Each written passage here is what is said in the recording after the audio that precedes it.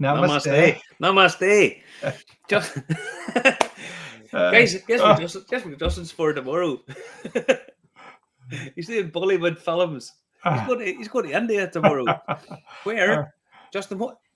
When you were getting the briefing about going on the tour that you're going on, what was one of the things they said to make sure that you brought with you? It's actually on the tick list. Imodium. I was actually going to It's say on the that. tick. It's on the list.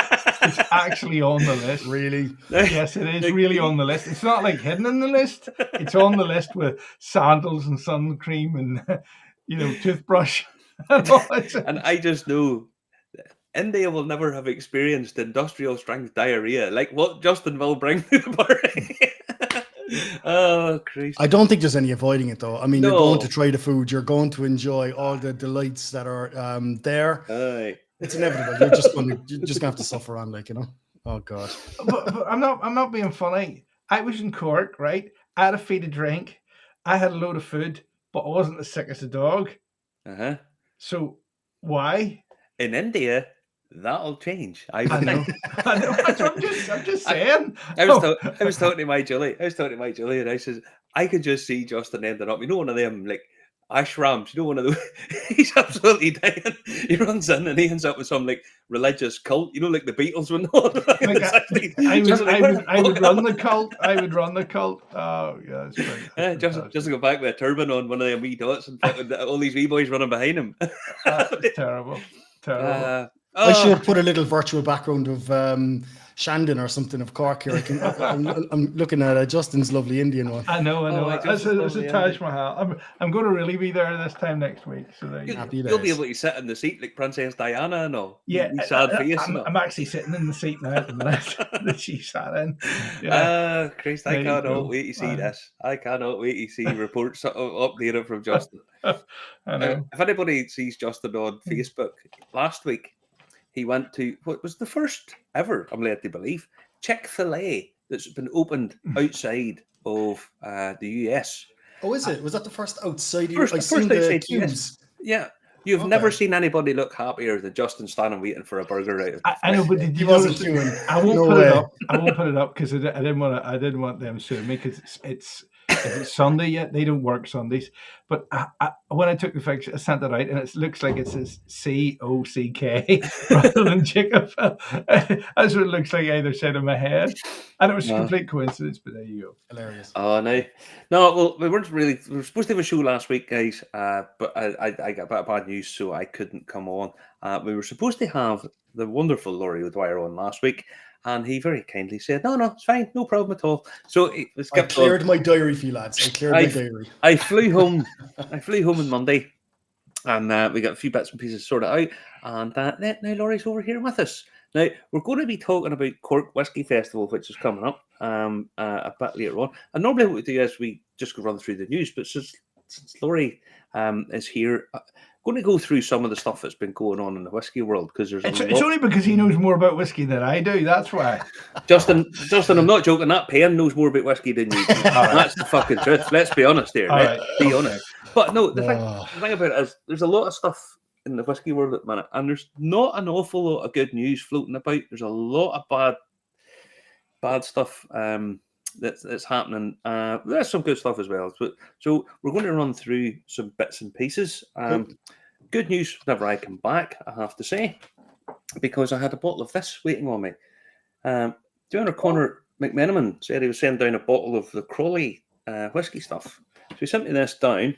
So this is cask number 4 of their whiskey. I had a little smidgen of it earlier on in the week. So is that a pre-release? That's a pre-release. 4 hasn't been released as far as I could. No, so this is a pre-release. It's he sent it down for me. It's bourbon cask. Excellent. My favorite. It is, yeah. 60.4 ABV. And the thing with these, you know yourself, Laurie. Whenever you get something young and high ABV, you do have to work with it a little bit. It's delicious. Yes. It is delicious, but it's one of those you put 2 milliliters of water too much in it, and it just sort of the body collapses on it. It's a bit of it's very, very good spirit. There's well-crafted stuff. Those bottles make you appreciate how difficult a blender's job is. Absolutely. I mean, it's a toughie because, as you said, like, do you go too far? Do you go too little? Do you know what's the sweet spot? Exactly. Remember to identify it. Oh my god! To pick it out, and it's honestly, it's one of those ones where it's loads of flavour in it for a young whiskey. Managed well, it'll be a superb thing.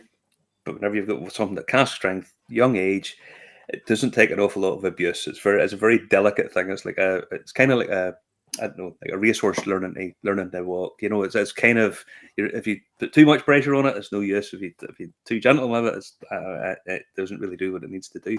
But yeah, it's delicious, really, really nice. The lads in Crawley actually, for the first year, are going to be at Cork Whiskey Fest. I'm really looking forward to being able to get around to their table and try some of the kind of under-counter bottles that everyone kind of brings along. I'd imagine something of that kind of nature will be there. I would imagine so. Yeah, as I say, nice guys, and they're the way they have the thing all set up. Relatively. This sounds as if I'm being condescending, and I really don't mean it like that. They've got a really sort of simple setup. We've bought alembic stills. We don't have any real depth. We've got it all done. It was kind of. I brought over cognac. Well, they're not alembics. They're cognac stills. Yeah, the cognac stills. I've got kind of preheaters, and they look beautiful. They're gorgeous looking things. And they've got, and it's fired. Direct fire and so on. So they've got a fairly simple setup, no big depth, not massive production. They're not really going for that, but they're trying to carve out this sort of niche for themselves, and good on them because they're nice people. Really, have you been up that far in Donegal yet, Laurie? Have you? It's a long way to come. Yeah. You managed to get up there. Marty, to be honest with you, I think I've nearly got around to every distillery at this stage. I would imagine you have, because around 5 or 6 off. I think 5 or 6. Yeah, you've been on your travels now. You were up. Yeah. I noticed you come up to Hinch there. You did. Emma. That was a surprise to me. How it's beautiful, vast and gorgeous, and such what a big project it is. It's beautiful. What a building to have made. Like, you know. I mean, those 3 releases they did before Christmas were just superb. I mean, perfect timing, great insight. Like that 21-year-old for that price. Like, oh my god, they nailed it. Absolutely nailed it. Just pulled the rug out from everybody, and the quality of the stuff that they're bringing out. They brought out their first release stuff, kind of like, here you go, just take it. Yeah, you know, I was like, hang on, where the fuck did that come from? You know, there's real surprise and fair play to them. As the whole project up there is superb. Like, aren't we in a really exciting time in Irish whiskey where now we've got distilleries who have 4 and 5-year-old liquid, and we kind of forgot about it, you know, because like over COVID, everyone was kind of doing their little samples and all this kind of stuff, and maybe bringing out bottles of other people's liquid, under their brand, and now we've got this kind of huge landscape of flavors to explore, and like a lot of these distilleries, including Hinch, and I'm not going to speak in out of turn here because it was actually Emma who said it on the microphone when they did the podcast to be released. She said they're actually selling into the third third party market now, like, so they're supplying barrels for independent bottlers then to bottle under their brand, but this Hinch liquid, Hinch 5-year-old liquid. What a position to be in. I think that they. I mean, I was talking to Will, and they had a really rough start. I mean, everything just went wrong. Some of it is their own making, some of it COVID and all that crap and whatnot. But I think they've just absolutely found their feet now, and they're flying. And I was really impressed. Really impressed. Good on them. But you're speaking about. I was over in the States, and this is a young whiskey. This Crawley's really young. When that's just, there's nothing you can do about time as such, except I went to a little place called Cloudcroft, and I showed Justin the still. So this is Cloudcroft. It's actually a brewery who have a little still put in. So get sent Justin a couple of pictures. Here we go. Now, it's a very small little still. Whenever I got up to it, it was there was nobody there except the guy in the bar who I went in to see. But I got to try this. But what this is a bit of a strange thing, because they have done the advanced aging on it. They use chips, charred wood chips, Now, was it like high pressure kind of through them? Is it? Yeah, I'm not. I sort of probed a little bit as to what the process was, and the guy that was in the bar, he turned around and says to me, "To be honest with you, I don't do any of the distilling. I only work up here over the winter because I live up here." But he says it's advanced aged. They use chips. You see, I don't think they should use the word aged in that conversation. Yeah. It's not, age is not part of it. Like, it is an interesting process. It's a process. Do you know what I mean? Absolutely. And, I think you are going to maybe turn people off by using incorrect language, when you're doing that. There was people a couple of years back talking about magic blood tubs and all sorts in Irish whiskey, and it took away from possibly what could have been a really cool project and great project, because everyone just concentrated in on that small little bit that they were putting forward in there. And that doesn't work. There's a kind of, the thing about whiskey is that it's a sense of place that very few other things have, and that's why you have Irish whiskey and Scotch whiskey, and vast majority of brands sort of title themselves after where they're actually made. But so that sense of place, but you also have to have that age. You just kind of do. So tell me this. I thought over there in Texas, where it was hot and cold, the sort of climate made it evaporate quicker, and that made it age quicker. So if it ages quicker, why do you need to use artificial stuff to make it age quicker? Well, this isn't actually in Texas. This is up in New Mexico. It's about 10,000 feet, about 9,500 feet above sea level. So it's actually low pressure. Right. Because if you use these, you can do stuff with them and get aging, if you like, in inverted commas, done a lot quicker. So it's 9,000 feet above sea level. It says here, and this is again, this unique blend of clean mountain water, single malt fermentation, and charred oak finishing has resulted in a whiskey like no other. So it's charred oak finishing. It was done through chips. Now I'm not sure whether it was pressurized. I'm not sure of the process because the guy that was there didn't tell me. Do you want me to tell you the truth? Go on. It doesn't really work. It doesn't. You can't inject, age and oxidation, and you can't inject time. You just can't, you can inject it in a good process and maybe some flavors and influences and. I wouldn't say that it's bad. That's one thing I try not to do. I don't mean to be disparaging of people because. Why is Anthony saying chips or inner staves might be nice if legal in Scotland? What would they add to stuff that is properly aged if you did that, Laurie? Then I don't know. Why would you want to put staves into it to advance the aging when you're? Inner staves are a funny one. There's been quite a number of people kind of gotten their knuckles wrapped on that one. I know the Scotch Whiskey Association has completely they think they've actually written it in now at this stage, because there was a company maybe 25 years ago. I'm trying to think of the independent bottler. I'm looking at the label. I can't think of their name. It's a very well-known independent bottler who did that kind of inner stave project, and it was amazing whiskey. I did taste it. It's pretty good whiskey, But no, the Scotch Whiskey Association did get their kind of knickers in a twist, and I also see that there was people being very clever as well. And the bungs on the barrels. People were putting elongated bungs, so 12 or 15 inch bungs into the barrel. It's a bung, but it's an inner stave as well. I think they got their knuckles wrapped in Ireland. Who was it? Rowan Co. But didn't they get their knuckles? It was a Compass Box in Scotland, but I think Rowan Co. in Ireland as well got their knuckles wrapped. But they done it with that Japanese one. That was the Yugi, whatever we call it. They done it with that Shuggy cask or something like that. Shuggy, It was. I don't know. I like experimentation and all that. So do I. I love to see it. Like, I love to see if it works and what's the result of it, and I like to taste it, But and as long as they tell you that that's what they're doing, I don't just use the right words, and then no one's going to deny about it. Like, just kind of put it. I don't know. Call it Irish whiskey. Don't call it single malt. I mean, explain. Stick something on a website or on a label, and I think you're fine. I just don't think that process actually works that well.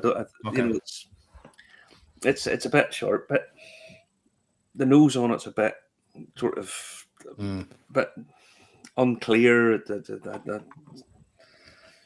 Yeah, it actually tastes a bit like an old whiskey. You know the way you get whiskies from like the 1980s that just have a different sort of character to them. It's kind of that, which is not a bad thing, but I don't know. It just doesn't smell as fresh or as it maybe should do. And I'm looking at the still there, so that's a bourbon still. So like it goes through plates, so it's got that extra layering of taking oils and congeners and thicknesses out. It's more akin to, we'll say, an Irish single grain. So it's going to be a lighter style spirit starting off anyway. You're not going to have all of that oils and that mouthfeel with those plates that I'm looking at there, 6 plates. So the mouthfeel is not great, and it's very, very clean at the end.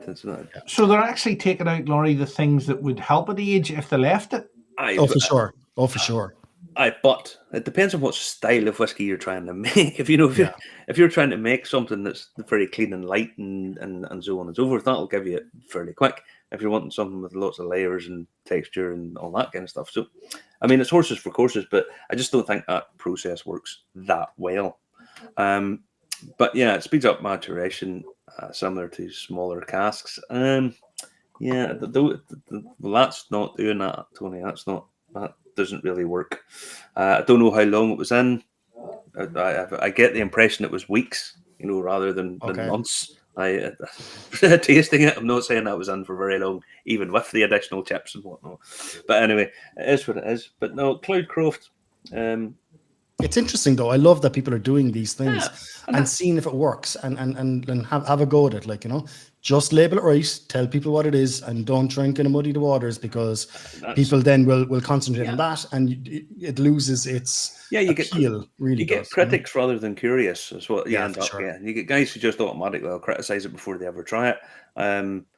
Whereas you get the people who are curious will go, I don't really like it, but no, fair enough. Whereas as soon as you put down, oh no, it's this, dodgy, people go, fuck, I'm not even going to give you the time of day. But even us over here in Ireland, us curious lads, we want to try that stuff, So do it right, and you're going to attract eyes on. Yeah, well, that's it. As I say, it's that's okay. But there's the thing. One of the points I want to make. There are thousands of people doing this now. That it's not. There are pretty much everybody who was doing craft beer a few years ago. Have bought little stills and are producing whiskies. I mean, there's thousands of them. Is it 2,500 registered distilleries? Well, I heard that, but I've heard that it was 2.5 and going up. And then I heard a few weeks ago that it was 2.5 going up and now starting to come back down again a little bit. Really? Okay. Yeah, I heard that some of the guys are like, well, something that's not really working for us. We'll just stick with doing what we're doing. I heard that. Doesn't stick with the brewing, is it? Stick with the brewing. I don't know. I think it's probably to do with licensing and distribution as much as production. Because to be honest, if you're making a beer, you have a little still there. You can just turn it into a quick moonshine if you want it. There's ways of doing it, but I think in terms of licensing, and because some of the states, the fucking weird laws, they're just bizarre. That you're over and back to America now a lot, right? Fairly. Have you had experience with kind of these distilleries that basically become like community hubs? So there mightn't be much in the area, but there's a brewery, and then there's a kind of a still house there, and they have like a tap room, a bar essentially. And there isn't really a town or a village kind of close, and that becomes the kind of focal community hub. Have you experienced that? Because I've heard about these things and I want to go to one at least. I've been to a couple that are, well, there's not an awful lot around them where they have some of them have these like sort of cooperative things as well, which it's kind of anathema to America. It's not really something that you associate with the Americans, but whenever it's quite small communities, people gather around them. But the thing that I noticed is if you go to the likes of New Hampshire, and this is only one state, guy who's a brewer, there's different laws for beer than there is for spirits. So what he had was he had a brewery and bought a little still that he basically distilled basically the beer. He just slightly different, but more or less the same. But because it was a spirit, the state had to buy all of the stuff he distilled. Yeah. Even though what he was doing was he was brewing it here, distilling it here at a restaurant next door, but the state had to buy it off him, take it, and then bring it back to him just to mark it 12 feet, and it was like, what the fuck? I mean, it's not. But that's so commonplace. I mean, most of the Scandinavian countries, it's all governmental controlled alcohol. Canada is the same, and again, I think it's 13 or 16 of the states. Yeah, but it's just hassle, and you can understand people just going, something. Fuck, we'll just stick with the beer. It's a lot less hassle, Yeah. But right, what we're going to do. We'll run through a bit of news because otherwise we'll never have anything done here. Now, we're going to start off the friend at hand. Whenever I get back, the friend at hand, I've got new. Michael. Oh, listen, this Inverin, I'm telling you now. Oh, yeah. Yeah, it's a class one. So I'm going to pour myself a wee drop of Michael Inverin. Michael Inverin, I think I know, but I think it's this is finished in peated poaching casks. Amazing, great whiskey, like cheapest chips, brilliant. Sorry, just wanted to. There you go. Great. If you're going to have something on your shelf, have that. Well, the friend at hand, whatever was away, Willie has brought out a whole new range. 16-year-old single casks. You were up with Willie a couple of weeks ago, or a while Willie's ago. A diamond. Willie is a diamond. He's brilliant.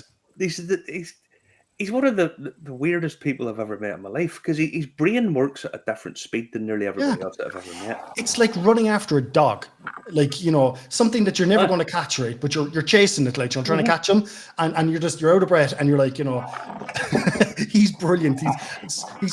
You're running after him in the conversation. It's amazing. He's such a live wire. Will come out with something, and you'll go, I never told you that, and then you realise. I did tell him that, but it was about 1.5 years ago. In passing in a slight conversation, you're like, how the fuck do you remember that? He does. And the whole place up there is just, it's just out of this world. It just is. And now he's got his new friend at hand stuff. You got a couple of pictures of it there, Justin, have you? I have. Are they the ones that we're supposed to show at the end, but we're showing now? Yeah. I know the big ones that says friend at hand on them. I know, but it says GITVWAKVEAPPK. I think we'll guess. Is it that one? It is. It says friend at hand on it. That's the ones. So these are all going to be 16-year-old single casks, whole new range, different finishes for some of them, and £90 a bottle. So when you say whole new range, are they still? It's all good with Bushmill Distillery. It's not. I'm not allowed to say that it's Bushmills. No, I'm saying it. You can't say it. I'm saying it. Yeah, but yeah, it's still Bushmills, and that's amazing. That people don't realize, you're getting 16-year-old cask strength, even single cask Bushmills for £90. The friend at hand single cask range is, it's a no-brainer if you understand that it's what you're getting. You're getting Bushmills, and I mean. I think some people are under the impression it's a bit gimmicky, and it's really not. It's no. It's impressive. It's actually impressive. But the whole place is just like this world.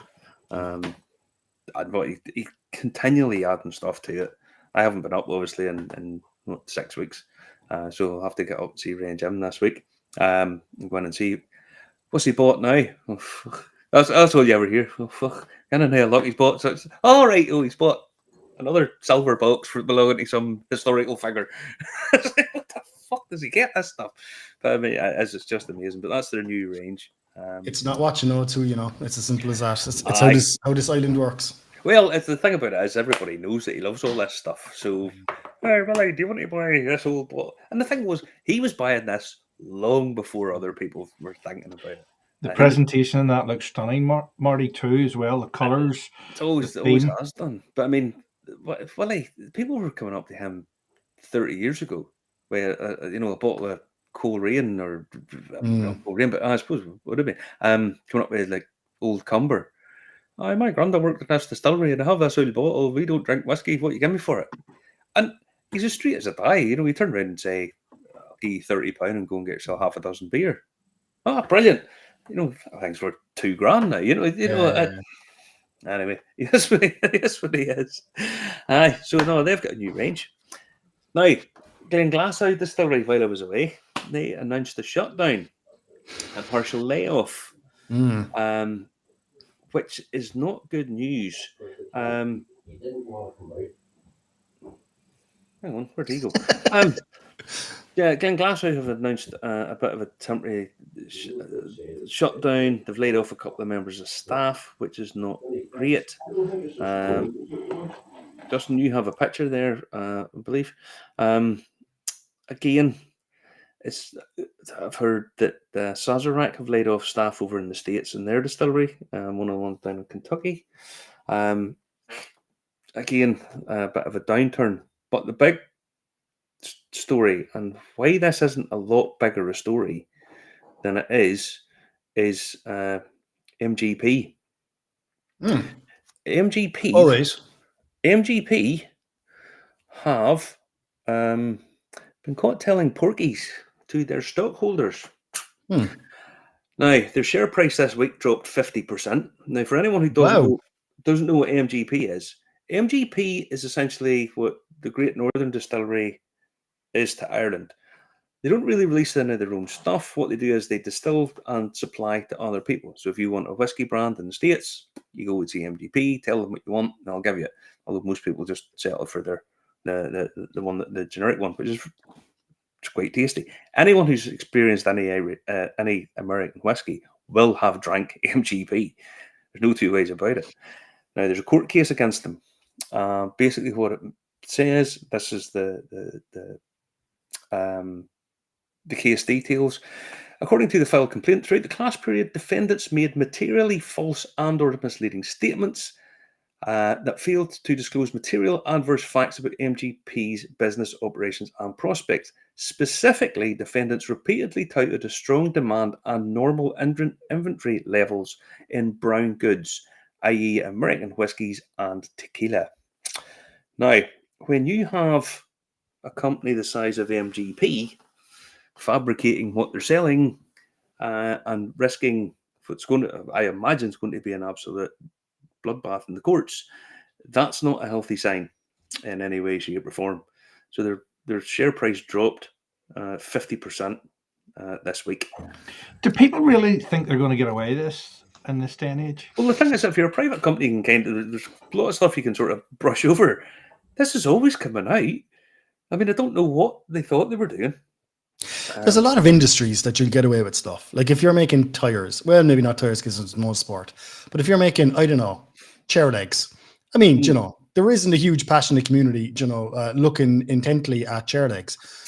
Whiskey, really? I mean, talk about a pack of nerds. Like, well, you're going to get spotted. Well, the thing about it is, whenever you're a company the size of MGP, and I mean a multi-billion-pound industry, there's lots of people with lots and lots and lots of money invested in it who are going to be going, let's check over that because I have 100 million invested in you guys. I have 200 million's worth of shares. So it was always going to come to light. I mean, it's ridiculous. And I mean, that's especially in the States. I mean, I know people have a strange idea of the States sometimes, but the States runs on the fact that these companies have to be fairly transparent. And whenever they aren't, there's very, very, very severe penalties for it. Now, what that means for the rest of the American whiskey industry is why is this is a bigger story than it's being broadcast. I didn't even hear about this. That's huge. Like, yeah, MGP, that's massive MGP story. I mean, probably like, my God, like yeah. how many whiskeys are kind of MGP liquids? Like, it is a behemoth. I mean, you imagine if this was Great Northern, you're lying about stuff, and they're a private company, so there's a bit of a different dynamic going on. But if you imagine that was Great Northern saying, "Oh, we're selling loads of stuff to all these people," and blah blah blah, it's all nonsense. It would affect 50% of the Irish whiskey brands out there. Absolutely, and to be honest, MGP Might not be 50%, but it wouldn't necessarily be too far off it. Yeah. So yeah, that's a big story that could have very, very detrimental effects on American whiskey. Next, what are they exactly being accused of doing, though? What exactly are they being accused of? Well, the remit basically says that they were falsifying their sales and inventory. So basically, we're saying, no, we're still selling loads and loads and loads of stuff, and we have this amount of stock whenever they weren't selling it, and they had vast amounts of stock. So they're being wrapped in the knuckles for pulling the wool over in stock holders, essentially, is it? Essentially, they're lying about their sales, is what I'm reading into this. Okay. So it's not really kind of their whiskey. The whiskey isn't compromised. It's more of a kind of a stockholders issue. Okay. It's the stockholders. I mean, I don't think there's any problem with supply. The problem is they're not supplying enough. You know, they're saying, no, we're selling this amount of stuff. No, you're not. So, well, you can read into that, whatever, but that could have a massive effect on American whiskey. Next up, we were saying the other week about the sale of famous grouse sold to William Grant & Sons. Well, the Competition and Markets Authority is investigating the anticipated acquisition by William Grant & Sons Group of the famous grouse Naked Malt and affiliated brands. The government are saying the Competitions Authority need to be coming into this, because it's not right. So that might not happen.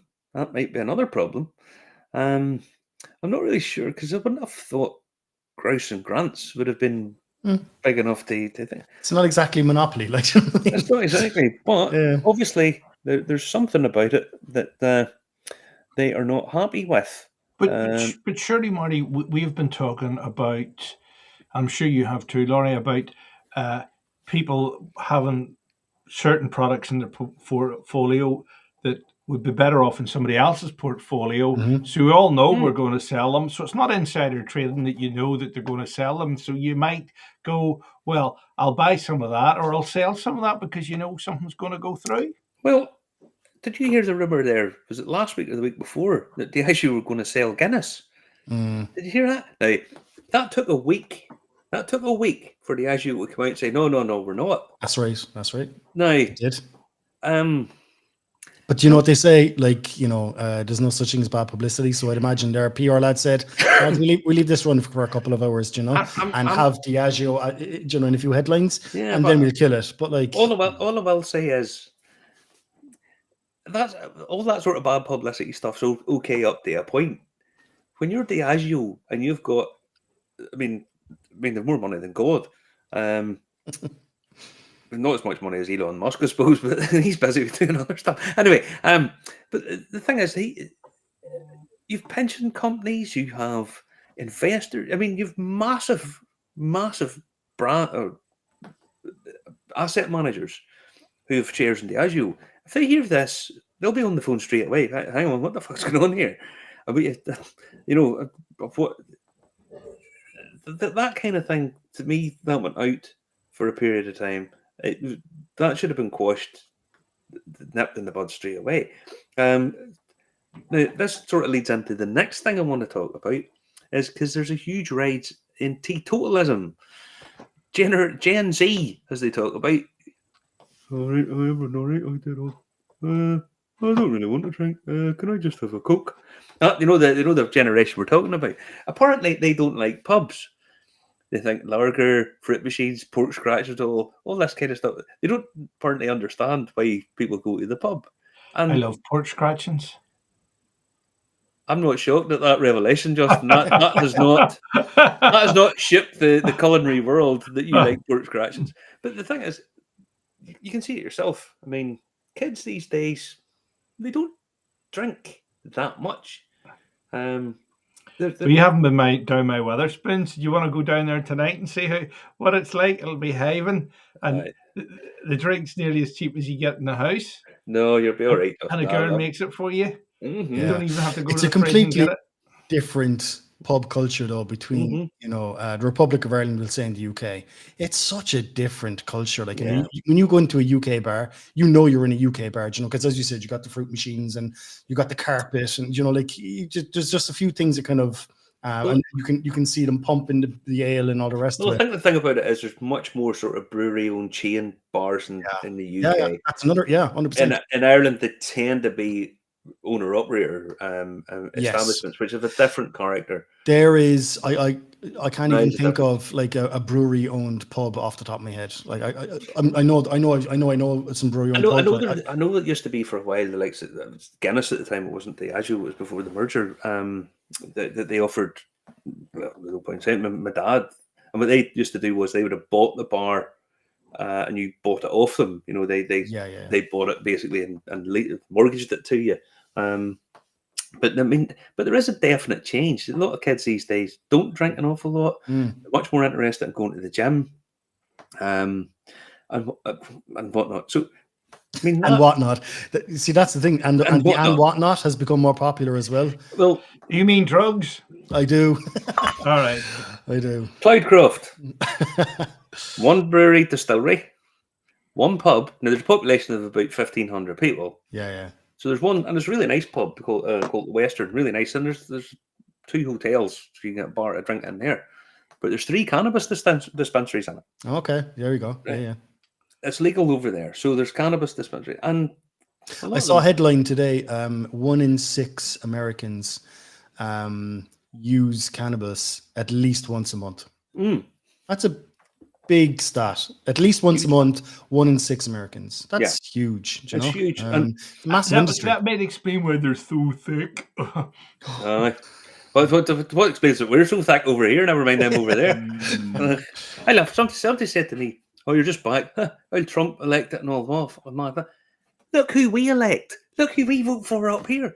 But a bunch of fucking thieves and pedos. That's who we end up voting for. Allegedly. Well, a lot of them have been convicted of it, Justin. We're not. I don't need the lawyer in here to tell me that a lot of them get fucking convicted of it. No, but as I say, anyway, people over here shouldn't be throwing stones because look who we elect. Fucking unreal. But anyway, no, as I say, but there is a change in culture, and that sort of move away. You know, kind of 0-0. Really quite popular, and it's quite nice. I mean, there's no getting away from it. It's very, very, very similar to Guinness. Marty, in my bar, I cannot keep 0-0 in stock. Yeah, I cannot keep it in stock. It's like it's superb. It really is. I don't know. I don't know. I had it the other night in or was it out the back of Ballygally, and I had it the other night. And it's not great. I mean, I agree with you, Justin. People are drinking it. People are drinking it because they don't want the drink and drive. Now, I had a Peroni 0-0 tonight, and a Corona 0-0, and they're all right, but they're not beer. I might as well have had a Coke or lemonade. That's it. I prefer an old soft drink, like Lucozade or a Red Bull if I'm going to go crazy, like but I'm not going to drink a 0-0. Like, I don't have Buckfast. I'll just have a Red Bull instead. No, I mean, I get it, but no, I think Guinness 0-0 is nice. I mean, you would drink one of them and sit over it, and I think it's pretty cool. So, but there is definitely a change. There is definitely a change in what the younger generation are doing. Listen, now I won't tell you who told me this, right? Okay, I won't tell you who told me this because. Can I guess? Yes. Right. So, a coach driver, right, was down in Dublin, right? Now, this is about bars in Dublin, right? And he parked the coach up in a place where he knows he can park the coach. And he wasn't driving the next day, right? It was day off. So he was going to go for 1 pint, right? So the guy in the hotel says, he was staying at, not a fancy hotel. So there was no actual bar in the place. He says, way up there, and the place up there in the corner, it's a nice place. Go in there. So he went up, right? And you won't believe this, Laurie, right? Because it would probably be easier to get into your place than it is into this place. He had to ring the doorbell. Okay. And he rung the doorbell, right? Now, I know people are watching this down south too, so I don't want the lawyers involved. But are you ready for this? I'm on the edge of my seat. The guy looked and he says, "That's all right, you can come in." And the guy says, "Okay, thanks." And he says, "You're the coach driver from the coach from up north?" Aye, that's no problem. Aye, what do you want? Thank you very much. Lovely place. Just a few people in. and he happened to say, "What's with the doorbell?" Right? What's with the doorbell? Right? We heard Justin's coming. No. Bolt. No, that's exactly it. Are you ready for this? Go ahead. That is to keep people that aren't normal local boozer customers out. And that includes people that are not Irish, and I use the term broadly. And I mean, and that includes Americans and Canadians and tourism and foreigners. Yeah, that doesn't seem like a solid business model. No, it doesn't. It doesn't seem like a solid business model, but it's for real. Yeah, I've seen the kind of uprise, and I actually like them. I was in Leeds a couple of years ago, and there was I was told, "Oh, go to this place." So it was an unmarked bar. You went to, it was upstairs in a place. Fucking gorgeous, right? But it was just a random door on one of the main streets or side street. Yeah, speakeasy, exactly. And you kind of felt, I know about this place, and it's kind of cool. And you knock on the door and they open and go, "Come on in, don't bother." There's no vet. It's just a case of, it's unmarked. Yeah. But there is a place in Cork. There is a few in Dublin. I know there's loads in London, and those kind of hidden speakeasies, I see the appeal of it. And kind of it's done. And I know there's a bar in Cork that actually sell. You sign up, and you have to know someone in there. They recommend you, and you get a key. So all their patrons get their own key. Yeah. So you can go up to this nondescript door and open the bar door, but you have to close it behind you. It's only people with keys have this. I like the idea. It's kind of cool, and it kind of, it gives you a loyal customer base. There is a place, but doing it as a vetting for that's not cool. Yeah, that's 1980s Belfast. That's not cool. I would get a cage outside. Get a cage outside the door. No. I get that in coffee shops, as Marty knows, and pizza parlors in Glasgow. But I had that happen once in Bradford, and I was with the owner of the bloody place. They wouldn't let me in. And he says, "No, you got to let him in. He's a friend of mine." That's just. There's nobody in, but they weren't going to let me in. No, you got to let him in. He's a friend of mine. No, he really is. But I hadn't said.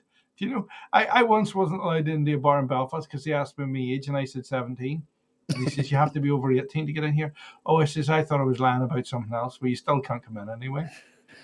So they met you before these people. Aye, fuckers. Right. I'm not pouring this anyway, lads. It's a Lockery. I mean, show me a bad Lockery. Show me a bad one. What is it, 40 releases? And I had Lockery in here. I think my last one disappeared about 3-4 months ago, and haven't got another one. But Elfie Bay is what this is. I actually hoard Lockery bottles because they're like, what's this? 246 bottle, 246 of 280, and that's it. Yeah. They're gone. 280. I mean, 280. I hoard Lockery. Lockery is superb. It's stunning stuff. What am I going to have now? I tell you what I'm going to have. Oh, very good. Nice one. Transportation, because the first time I tasted this particular variety was down at the Cork Whiskey Festival. Yeah, and that is what bottle is that? I've that bottle open as well in the cupboard. It is the Journey. The Journey. And he released a little sample pack with that. So it was new make at 3 months old, at 9 months, and at 16, or whatever it was. Great little idea. Great. He arrived over in Belfast with he says, he came over to me. He says, "Look, turn it up yourself." He says, "But a bottle if you want it." I says, "Get me it." I says, "Look, I'm absolutely dying to go to the loo." I says, I'll get you the money for it." And as I walked into the loo, he said, somebody who we both know walked straight over and says, do you have any of that Journey? He says, 30 seconds ago I sold the bottle, and that was that one there. I think that was the last bottle he actually had. It's So I have some of my own news actually for Irish Whiskey Review news. Since you brought up transportation, so the Cork Whiskey Fest transportation festival bottle from last year just won silver at the World Whiskey Awards. Wow. Amazing! Couldn't believe it. I honestly, it's fantastic stuff. It really is. It is fantastic. Fantastic. I've tasted a few of Johnny's stuff now, and I mean that out of everything I tasted at the festival, down at the Cork Festival last year, and And I know big sort of these sherry finishes and all that kind of stuff sort of stick in your head. But as I went around everything else, I thought that was fuck that. You get so much flavour. There was a few brand tables at the expo that stood out, and everyone commented on the transportation. And Killara, and because they also had some other Tasmanian whiskies on the table. They had a double table with Tasmanian stuff, but everyone commented on how good the liquids were on that. They were fantastic. I mean, outstanding. Yeah, I bought that. I brought it over to Belfast. I opened it up. Because I know once it's gone. So it's one of those ones. Yeah, we'll just sort of keep a little touch of it. Here. I suspect I will still have my bottle in 5 or 6 years' time. It's one of those things you will just you'll hoard. Because I have my wee pack sitting up there somewhere, and it's one of those ones that's like someday when I haven't had a drink for a week. I'm just saying. Oh, fuck it. Let's do this. It's only like 20 minute samples in like a lovely wooden box, but like once it's gone, it's gone. That's it. Once it's gone, it's gone. But it's like I'll have to build up for this. I'll have to build up for it. But no, down at the festival last year, and that was superb. It was just superb. Yeah, fabulous.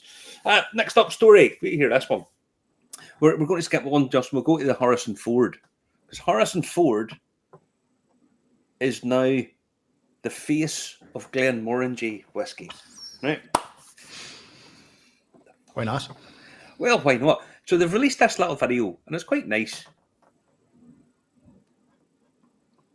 But I can't hear any audio, so there may not be audio, or there may be audio. It doesn't really matter a huge amount. But it's Glen. Han Solo is now the face of Glenmorangie whiskey, celebrity endorsed. But there's a bit of controversy about this, because at the end, the whole thing is he doesn't want to do it as such, blah, blah, blah, Scotland, and then he tastes the whiskey and he goes, oh, that's actually quite nice. And then the last bit of it is he's standing at the top of a mountain, bagpiper and a kilt, right? Scotty dog, there's no Scotty dogs, so they've left that out. Do you know what the controversy is? Not that he's an American Hollywood guy who quite obviously doesn't drink an awful lot of whiskey. Let's be honest. The controversy is his kilt was made in London.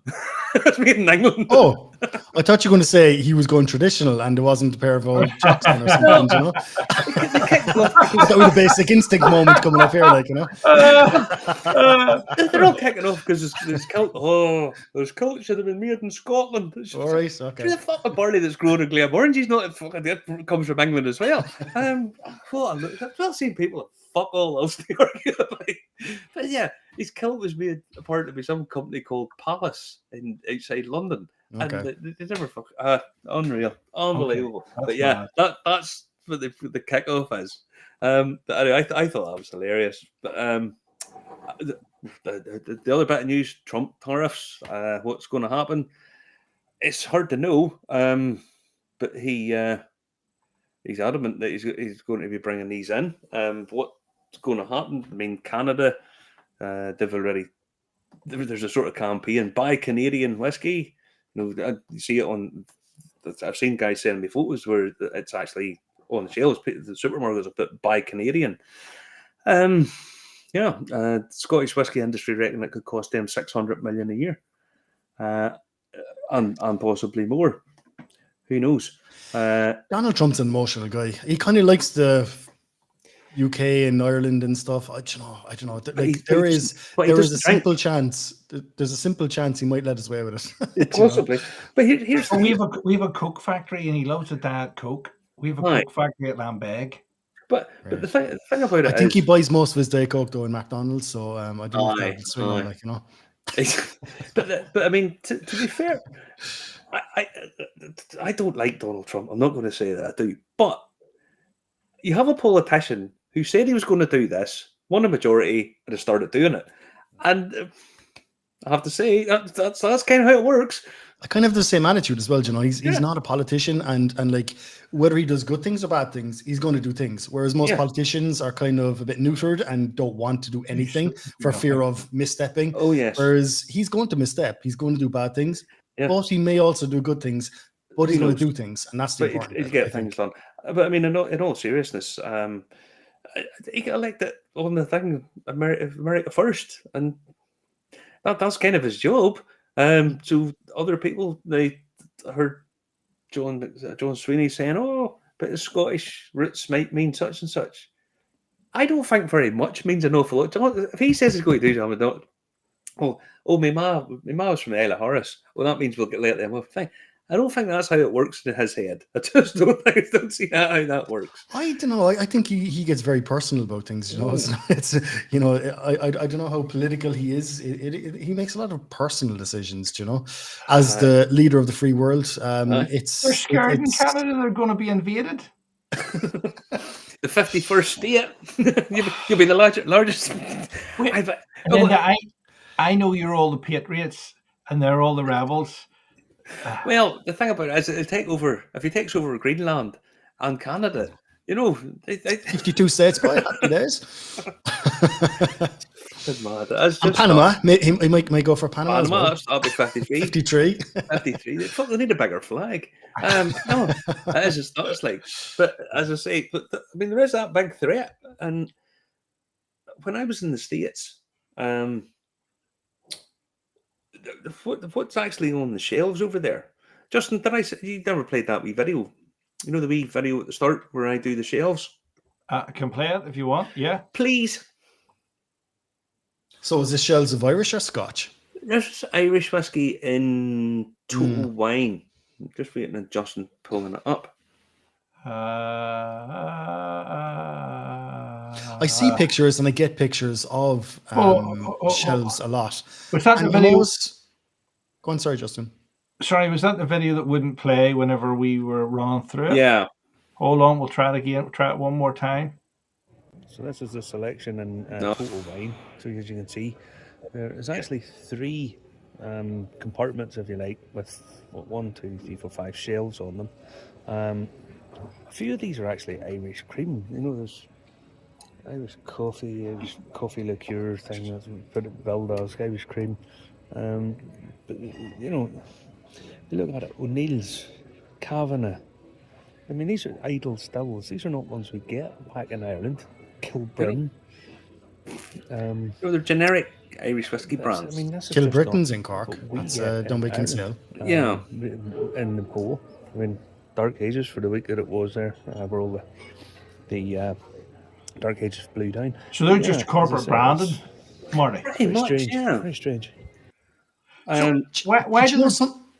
Go on, sorry. Why, Laurie? I don't know why they do that when there's so many good proper brands out there. Why do they do that? Why do they do that? Cost? Well, I assume that's what it's coming down to. Supply, maybe. And you know what the weird thing is? I mean, Bailey's nailed the market, right? They established it, whatever, right?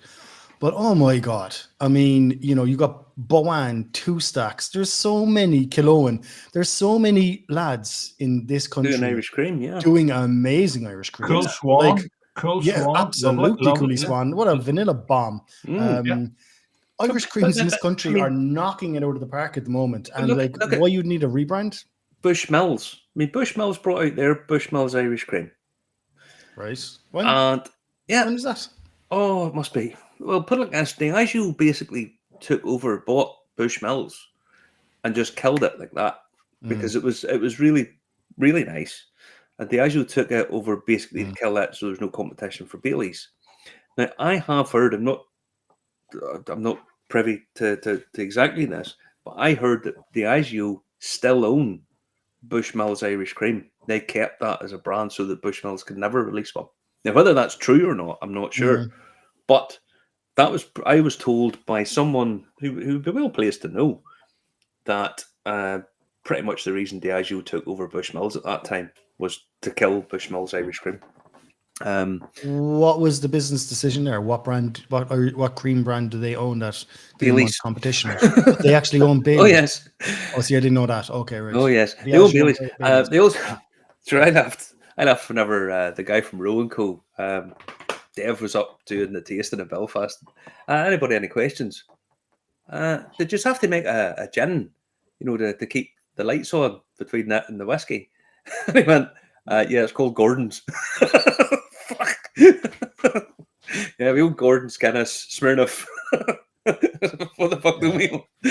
Did you have to keep it light on? I was stitches. It was dead funny. But yeah, as I say, so no, there's loads of Irish creams. But whenever you look at the market over there, there was very, very little of what we get. Now, I sent you a couple other photos, Justin. There's a picture of the Dunvilles. Yeah. Because was that the 1808? You sent me a picture, and the price of it was it $16? Pull that up full screen. There we go. There you go, $16. You sent me that picture. That's crazy. Crazy. But this is why, because it's being discontinued. They're not going to buy it anymore. I was able to pick up why I didn't take it because there's 3 bottles sitting. I thought, fuck, I'll buy all 3 bottles. There was those 2, and do you remember the very first release with the really sort of crappy grey cap that didn't really fit? Yeah. That was the other bottle. Really? There was a very limited number of those. I actually have one. It's a 1,500, I think. Yeah. There's a small number of them. What that's telling me is they sent that over and they never shifted it. So even if it's down to $16, it's not shifting. Then the Limavady was there. JJ Corey was there. Those were still full price. But then there was another picture, which Justin's on his phone. He's probably checking to make sure his Imodium supply has arrived. No. I thought you'd sent me a message there, but I don't know what's going on. Somebody sent Irish Whiskey Review a message, but it's maybe a scammer or something like that. But anyway. Could be. No, there's another picture there of some of the higher end whiskies there in the glass cabinets. The prices, no, that's just the Texas stuff. Do you get it? No, hold on. Is that the regular 1808, Marty? Yeah. What ones are in it, Marty? What ones are in it? It's the bottles. Middleton. It's Middleton. The Middleton stuff. Yeah. Yes. Oh yes. Yeah. No, those prices are crazy. Like Blue they don't Spot, make any sense. Blue Spot, $340. Barry Crockett Legacy, $550. Now, I don't know what side of the bed these guys are getting out of, but I'm friendly with guys over there that are the Stave Society. You know, they have a whiskey society and so on and so forth. Like those prices don't make any sense whatsoever. And all these guys said was, what is happening with the Irish whiskey prices? We can't afford to buy it. It's fucking nuts. So you have the sort of entry level stuff that they can't shift. I mean, Dunvil's 1808. I think it's okay as a blend. It is. It's okay. I wouldn't. Honestly, it's a €35 bottle of whiskey. I mean, peated, competent blend. It's a competent blend. If I'm being honest, I thought Ecklenville would have done a bit better, but that's entirely my personal preference. But that wasn't selling, so they've discontinued that in Total Wine. But some of the other stuff is this generic crap, and it's fairly pricey. And the guys who are sort of interested in buying Irish whiskey, to be honest, I don't think the branding that they have there is particularly good. Not these bottles, the stuff they have on the shelves. But then they want the premium stuff, and they charge this level of pricing for it. And you're like, guys, you can't sell this stuff, and you're not selling this stuff. So what are they going to sell? Red Spot is $150 less than the Blue Spot. That's it. Honestly, it's just fucking ridiculous. But the Dark Gaelic is cheaper than the Barry Crockett. No, the Barry Crockett is amazing, right? But Dark Gaelic, it's next level. Like none of those prices make any sense. I mean, it's odd. It's just bizarre. But again, that isn't actually. If you were trying to sell those at the sort of collectible level, you'd have them at eye level. Look, we have these. These are really, really. They're on the bottom shelf, and they're charging that price for it. I mean, there's no chance of that being sold. No. So I just don't know. I think it is absolutely ridiculous. The ridiculous prices are coming down. So Blue Spot for $120 recently versus $280 that have been sitting in the shelves. Yeah, I just think it's nuts, absolutely nuts. But Irish, that's Irish whiskey in the States. It's just is bizarre. A couple other things I want to just quickly talk about. Our mysterious friends at Ballykeefe are going on to TV. They're going to be on TV. Michael does Ireland TV show, so they're going to feature in the TV show. I read a report, Glen Scotia, my favourite distillery in Scotland, going from strength to strength, absolutely cleaned up at Whiskey Awards. Is Glen Scotia your favourite? It would be my favourite distillery in Scotland. I think I'd have to agree with you, to be honest. Yeah, Kilkerran is just my favourite. I mean, it's my go-to. Like, we'll put it like this: Glen Scotia, and it's there's the stuff that they do. That Victoriana is fucking awesome. The I've a bottle of their 25 up there. I've a bottle of 21-year-old from Malt Barn. A 23. Do you know what the secret is as well, Marty? People are so high on Kilkerran at the moment that they don't realise, that the Glen Scotia branded stuff is made in the same stills, and the Glen Scotia brand goes cheaper than Kilkerran. So, I'm hoovering up Glen Scotia stuff at the moment. Because Kilkerran now is kind of, I'm still buying Kilkerran, but the prices are going silly. Glen Scotia, amazing. It's just honestly distillery. So underrated. Sure. They're always in the sort of shadow of Springbank, but I think they're absolutely superb. I will buy Kilkerran any day over a Springbank, and that's just me personally, and that's gone on for a couple of years now. Well, put it like this: I try and buy up independent bottles of Glen Scotia. Are fucking, some of them are just fabulous. Agreed. And really good prices. So that. They've been going. New distillery, Isle of Tiree distillery. Their first release bottle is actually on the first 10 bottles are actually in Whiskey Auctioneer. You can buy bottle number 1 of their first release if you've deep pockets. I assume you have a picture of it there, Justin. If you want to pull it up. Which one's that? The Isle of Tiree distillery. Currently, the bottle is sitting at £1,999 plus VAT. It'll be at now. That's the very first bottle of the very first number 1 of the first release. Now, is it one of one? I mean, what? Oh, they're all numbered. I think there's 100 bottles numbered, but that's number bottle 1 of the first release. Now it'll go up. I mean, I think there's 2 days left on the thing to go. But yeah, that'll bounce up. But where's the distillery located? I've actually never heard of it. On the Isle of Tiree. We tiny island. We tiny island. There is an island, okay. It's the Outer Hebrides, isn't it? Okay. Outer Hebrides. Why is this going up if the market's tanked a bit? No, but I mean that's the very first. That's number 1 bottle from a new distillery. That's never been opened. That's something that gets put behind glass. I have the very first bottle ever released from that distillery. So yeah, it's good on them. But it's the auction's still alive if anybody has deep pockets. Scotch Whisky Experience been voted the distillery of the best whisky experience anywhere in the world. In Edinburgh. And I be honest with you, really, I take my hat off to them because it's great. It sits really busy per prime location. You go in, and the wee sort of interactive tour thing that they do is pretty good. It's not, but it's trying to appeal to everybody, including. Is this the place up at the castle where you kind of sit into a little kind of train, a little coachy thing? It's all changed, is this? It's all changed. You go in now, and it's like a 3D holographic type thing on it now. You couldn't sit like a ghost train, we'll say, at the fun fair. Yeah, it's gone. You drive around and you go through these different rooms and stuff. It's like a ghost train. That bit's away. That's gone. They've redesigned it. But the bar and all upstairs has a really good selection, and they're not gouging the life out of people. Okay. The food down in the Amber restaurant, spot on. Yeah, and as I say, it's prime location.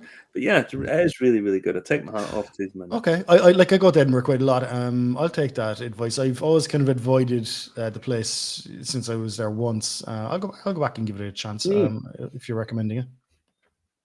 When you go into the collection upstairs, It's about the second nicest collection presented I've ever seen. After the friend at hand. It'll be okay as long as you don't go with me, Laurie, because they'll say sorry we're closed. No, they will definitely. New Sexton, 11-year-old, 43%. Have you got a bottle of that yet? No. Airport exclusive. I'll have to. My dad loved that. He loved that. Well, that 11-year-old, I think that'll be a fucking great wee whiskey. I think that'll be a really, really nice one. Do you know what my suspicion with Bushmills is? They've so much oddities and good stuff. They actually don't know how to release it, which is where the Causeway, I suppose, collection came from. But like their inventory is so vast. I mean, like they're just trying to find ways of putting this to market. Here's an example. Like, I be honest. I love Bushmills. I love Bushmills. At the minute, it's the best single. At the minute, the best single malt, the best malt in Ireland. And I don't think at the minute it just is. But Jim and the friend at hand sums this up really quite well. He says, Bushmills is brilliant when they don't do it. When it's not done by them, it's better than that. And yeah. Do you think so? I don't agree with that. No, I don't agree with that because I think I think a lot of the secondary market Bushmills, the rebottled stuff, the rebottled Irish single malt from like the 1990, 1991 kind of absolute fire sale that they did of those casks. Some of it's amazing, right? And you're talking about really expensive releases from certain brands with that liquid, but a lot of it is very thin liquid, I think, and falls short. A lot of it is. Now, if you can find the peated, the double distilled peated stuff from 1981, Germany's the kind of German single cask independent bottler releases. I had a friend, by the way, who had the largest Irish whiskey collection in Berlin, and she had a bar and she had it in it. And they were closing the bar down, so they just invited everybody in and just cleaned the whole place, drunk the whole fucking lot of it. I was like, for fuck's sake. And she said, we had all these old bottles of Bushmills and all that, just fuck it. And you're like, oh my god. Yeah. But anyway, I think, but somebody messaged me earlier on who said, I've tried the Caribbean rum cask Bushmills and loved it. No, it's not. No, but it's Bushmills. Even I know that. It's Bushmills. Entry level blend stuff from Bushmills is not like it's. I wouldn't be a fan of it. But the single malt, like the age, like I expect that 11-year-old to be amazing. I expect that to be really, really good. But the thing about Bushmills is, they'll release their 10-year-old single malt, and you can buy it for like, if it's an offer, you buy it for like £30 a bottle. And then they release a 20-year-old, and it's going to be like $1,000 a bottle, and it's then they release something. Hang on, where the fuck are you coming up with these prices? What the fuck? That's the best. That's as good a value as you'll ever get in whiskey, and you're absolutely ripping the fucking tits off it here. And it doesn't seem to be. I don't know what they do at Bushmills. It's just them being a bit awkward and sort of a bit mad. And all over the place. But you know something, Marty? Like so they've got the kind of whole low range, the black bush, and red bush is gone now. They still have the standard white bush, and they've started this kind of age series, 10, 12, 14, 16, 21, right? I think, this is just me now, right? I think the 14-year-old Bushmills is one of the best releases of last year. And I also think if you can find that in a bar, it's one of the best bottles of Irish whiskey on the market at the moment. 14-year-old Bushmills. I mean, to my Garrick, oh my God. Put it like this. Oh my God, it's stellar. And what price is it? It's cheap as chips. Wasn't it's like 70, 80 quid or something. I don't think cheap as chips. As much as that. But you're like, right, you brought out a 14-year-old at bargain basement prices, 10-year-old bargain basement prices, 25-year-old, £800. Hang on, it's a different target market. I get it. Like it's not you or I that they're looking at. They're looking at the lad in the golf course who wants to impress his buddies with a round of 25-year-old $2,000. It's literally hard to fucking nail down. What exactly are you guys doing here? Because it's just, oh no, we'll get this. This is really, really, really good whiskey. Part of our core range now. And, it's lovely. It's really, that's great. That's great. Not there, not so fast. Causeway collection, doesn't really look like a collection because that one comes in a bottle, that one's in a tube, that's in a box, that's limited release, there's fucking millions of them. Hang on. I don't actually know what the hell you're doing here. Some of the whiskies are outstanding. The Marsala cask Bushmills from the thing. Marsala Malaga casks. Oh my god. I know. I have some stashed and like they're an expensive stash. They're worth it. Like worth it. God, yes. I've an open bottle of the Marsala sitting down, just literally down here because I was showing a guy it last night. I don't open them because I know it doesn't last. Like I'm afraid to open it. It's amazing. It's fucking out of this world good. Agreed. I mean, fabulous stuff. Agreed. And you're like, just when you do it right, it's unbelievably good. And it just, if I'm honest, I just wish somebody would take over Bushmills that actually loved it. Do you understand what I mean? There's somebody who took over and said, right, you know something? Look at what we have. Look what we have in the back store. You mean not gifted to their son as a birthday present? You said that, Laurie. I didn't. I don't work for Bushmills. I can say those things. No, honestly, it's just it is. I just wish somebody would actually give a shit about it because there's nobody has really owners have cared about that brand for years. None of them. Irish distillers didn't give a shit. It's such a good brand. I adore Bushmills as a brand. I adore it. Like I really do. I look forward to having a drop. I look forward to having a drop of good Bushmills, the good stuff. Do you know? I look forward. As I say, that Marsala cask stuff is just fucking hating this word. I've other stuff I should talk about, but there's a creator project at Hedge School on this Tuesday night. I've said every fucking time they have one of these, if you're not a member of that creator project, you are missing out badly. Agreed. You get to hear Fanon. Sometimes he's sober, which doesn't last long, but sometimes he's sober. Talking, just spousing all this fucking knowledge. How his brain takes it all in beyond me. The whole project's just incredible. Agreed. We're so lucky to have him. But the other guys he gets on as well, and I see Sergio's is going to make an appearance. I saw that. And I think Noel Sweeney's involved for this one, and Eric Ryan as well. From Middleton. Who else is involved? I can't remember. There is other people. I know there is. Yeah, but honestly, if you're not involved, if you haven't bought the thing, you're really, really missing out. It's an unbelievable project. So get on to that. I heard a fucking term today. This is a thing. Do you know whenever you hear something, it's just God, that's like it's like somebody vomited and sort of down the back of my neck. It was that annoying. It's just sort of, why have you come up with this set of words? It's fucking annoying. To help the environment and to stop Greta Thunberg moaning at us, right? Which is essentially what all the environmental stuff seems to be. It's just to stop Greta moaning at us.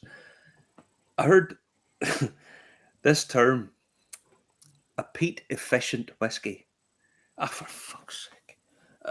It's basically a whiskey which the peat has been used efficiently so it doesn't harm the environment. No. Who come up with that sentence? I was in Islay a couple of months ago, September, and all of the distilleries there go to lengths, and you can see it as you're driving around because you're driving through the bogs, and they go to lengths to preserve and to environmentally consciously harvest the peat, but also to they kind of fold back the land and they take some peat and they fold it back over there. If there was a process there's a new process to do it, and where they're actually creating new peat as well in X amount of years. So like they're very, very conscious about doing this environmentally because it has to be sustainable. Has to be. We'll put it like this: if you took Islay, just Islay alone, the amount of peat that there is in Islay basically could easily without any problem supply the entire Scotch whisky industry, no problem, forever, for decades. Forever. Like Islay is a big island. Like I went to Islay and I thought, I don't know what I thought. I thought I was going to be walking between distilleries. I tried it once on day one and that was. You thought you were on Craggy Island, were you? Dude, I'm telling you now, I thought it was a little bit small. Like we went from Lafroig to Ardbeg, and I think it was like a Was it a 5K trek? It was anyway. It was far longer than I expected. I thought it was like 1,000 meters down the road or something. No. But like if you're going from like Ardbeg to like say Brockladdy, I mean that's a 25-minute drive. I was just going to say that 25. Yeah, exactly. It's jaunt, like what I mean. It's a 70 euro cab ride. I pulled you that way because I know. You know what I mean? It's something like euro, £70 cab ride. No, it's not fucking cheap. I'm feeling this. Once you're in the cab, you don't have many options because I think is it Curran cabs? Is it Curran that drove you? There's a few of them. Yeah. Andrew's our cabbie there. I bet you're like, I haven't much fucking choice here, have it? Thank God I was splitting the bill with 5 people. That's all I can say. Like, you know what I mean? There's 5 of us over there. But like, Isle is a big island. Like, it's huge. It's not small. Like, there is and it is a bog. The entire island's a massive bog. So what you're saying is true. Pretty much. But they are still harvesting sustainably, and they're very, very conscious of it. So stop with your bloody peat efficient whiskey. Stop. They're on top of it. Relax. They're on it. Don't worry. We're good. Apparently, the Scotch whisky industry uses less than 1% of all the peat that's used in Scotland. 1%, less than 1%. What else is used for? Energy, agriculture. No, but they do. The main user is for compost. Garden centers. Right. And they're environmentally friendly because you're growing your own vegetables. You're growing your own tomatoes, so you don't need to fly them from California. Meanwhile, you're just stripping out peat bugs. Doesn't matter with a machine.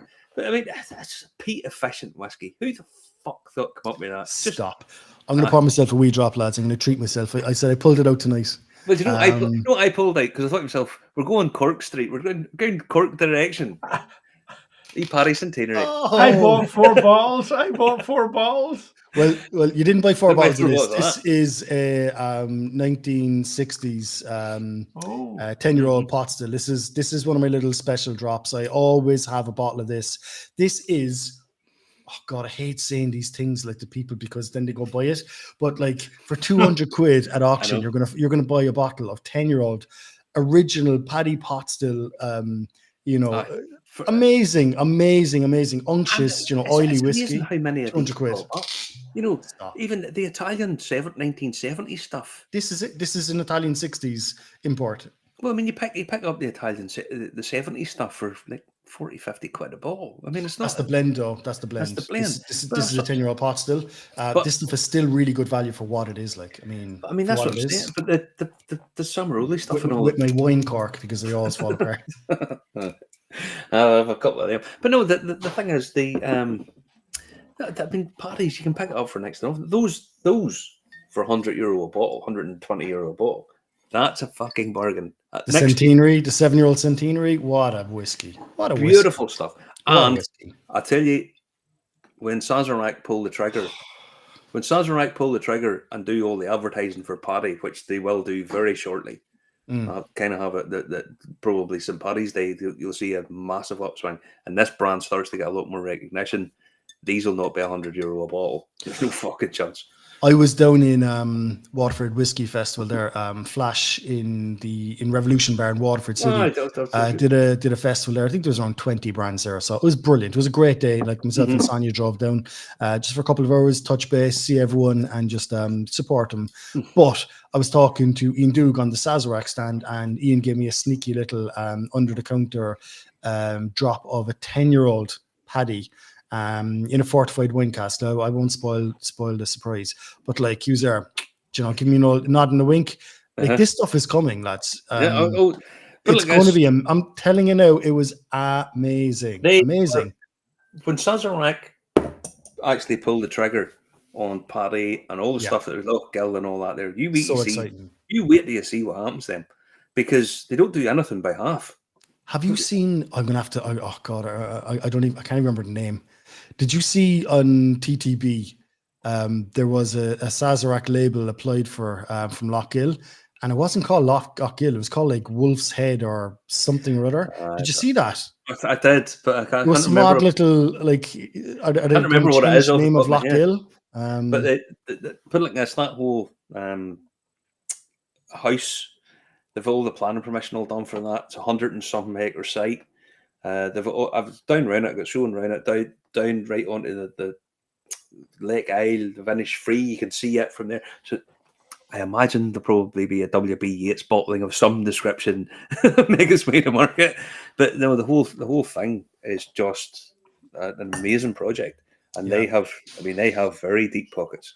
So I was planning on calling in there 2 weeks ago. I was up that direction, and it just their diaries couldn't align. But I can't. That's one of the places I haven't got to Lough Gill yet. I cannot wait to see the place. It looks from the aerial photographs, and it's out in the peninsula, surrounded by forests, and it's surrounded by water. It looks gorgeous. What a location! Apparently, once the project is up, I mean, obviously there's like 8 stages of what they're going to do. Apparently, like the 110 acres, they're going to open up most of that for public access. People just to walk around, walk their dog.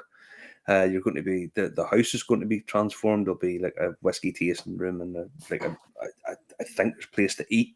There's like a boat house that's going to have weddings and stuff. I mean, this is like a tens of millions of euro project. It's not a fucking fly by night thing in any way, shape. It is a big estate. I think they have 7 acres under roof for because it used to be a video factory. It's where all your VCR tips were. It's massive. It's absolutely enormous. 7 acres. That's a lot. I think it's 7 acres under roof. So I mean, of all the storage in the world, it's all the whiskey. Do you know how much an acre is? Here's I always ask this question because my farmer uncle told me this when I was a kid. Do you know how much an acre is? Most people don't realize what an acre is. It's 70 yards by 70 yards square. Yeah, so 70 yards by 70 yards. It's actually not that big when you kind of it's not that big a space, like an acre. Try buying a couple of them in Dublin. No, no, or even Cork. You're paying for it, Jesus. It's amazing, but no, what they're doing down there, and as you said earlier on, I mean, the exciting stuff of what's happening, just there seems to be that just as beginning to get. We're just on the cusp. We're just literally on the cusp of just loads of really amazing stuff just happening. We've already had some fantastic stuff, but I think in the next sort of 2 years, you're going to see some fantastic stuff appearing out. You're going to also see some bullshit. And then there's some of these distilleries. I don't like saying it, but some of them are not, unless they get bought up by somebody, they're probably not going to make it. No. And it's unfortunate. And I think a lot of them as well,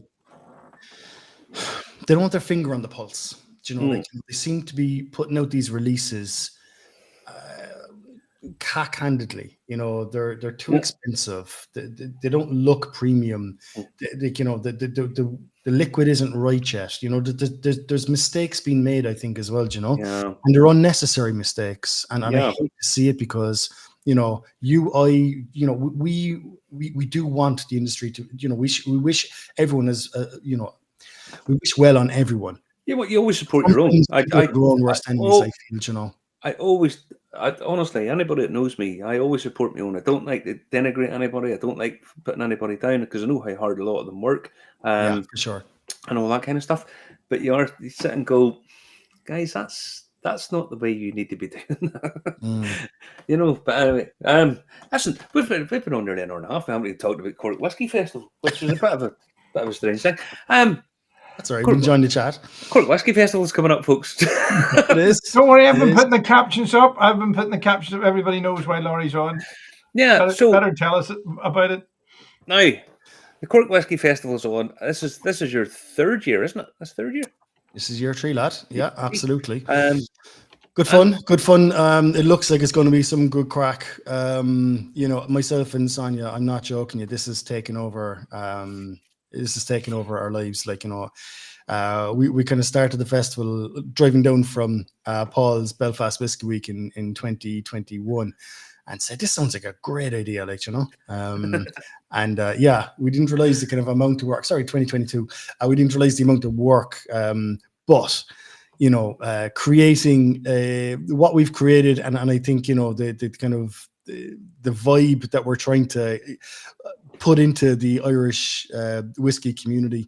I think it's working. I think people are getting it. I think people are kind of going, oh yeah, that sounds like a fun. It's because it's run by an enthusiast rather than it's not like it's a company. There's financial gain, of course there is.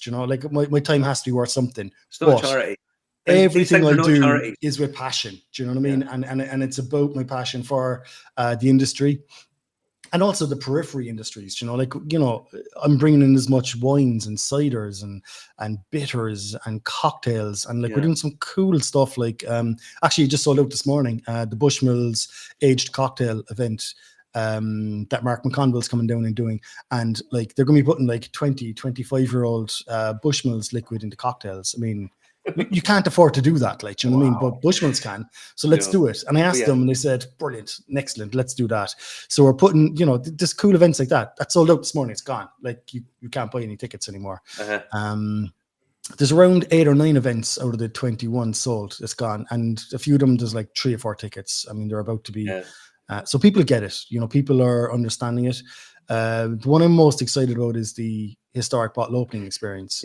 So I kind of hoovered up a few vintage bottles over the past couple of years, and vintage bottles that I know the pedigree, I know where they've come from, which is important in the current kind of, there's a lot of kind of people messing around with older bottles at the moment.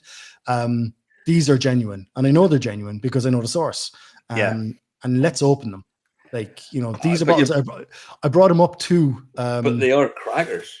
Yeah. I mean, you saw them, or did you see them? I've seen them. I've seen them. But I mean, I brought them up to Willie in the friend at hand, and Willie kind of gave me the nod and the wink and goes, "You can't open them." I goes, "I'm fucking opening them." Like, do you know what I mean? Also, if you'd asked him if he had been on the quiet, what sort of money do you want for them? He did offer me one, so he actually put me. So there was one bottle that I'm not opening because Willie said you can't open that. You can't, like, that's a unicorn. He said come over to my shelf, and he showed me this shelf, and he showed me why my bottle isn't supposed to exist, but it exists, and it's like this super rare or whatever. That I guess right. That I think might actually end up in the friend at hand at some stage. That would be a shock. I think that might up in the friend because it's the place for it. Like, and I like to put things where they belong. I think that particular bottle I think it belongs at the friend at hand as just a unicorn, this outlier rarity that shouldn't exist. But let's forget about that one. What about the other ones? We're going to opening up a bottle from 1895 and 1903. And one from 1950 and one from 1960. So there's 4 bottles.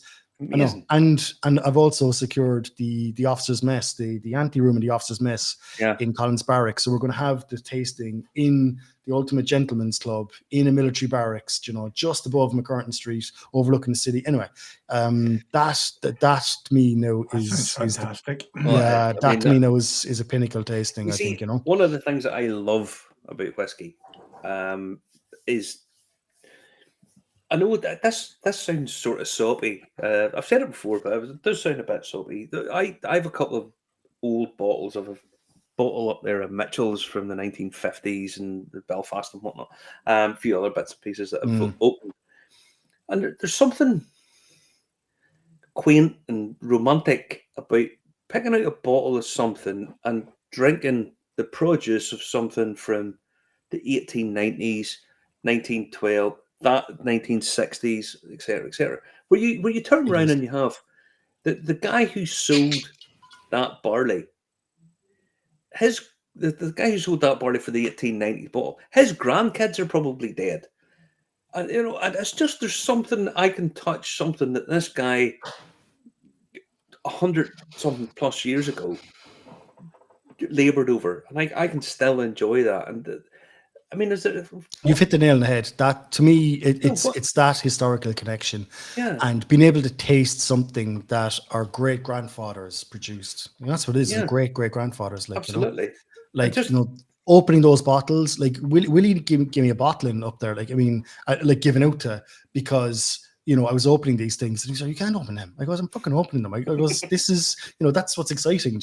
Like, I know there's probably there's no other bottle of this in the world. Like, and they're just like, they're probably just they're the only one left, because people didn't retain these things, or they were sent to America.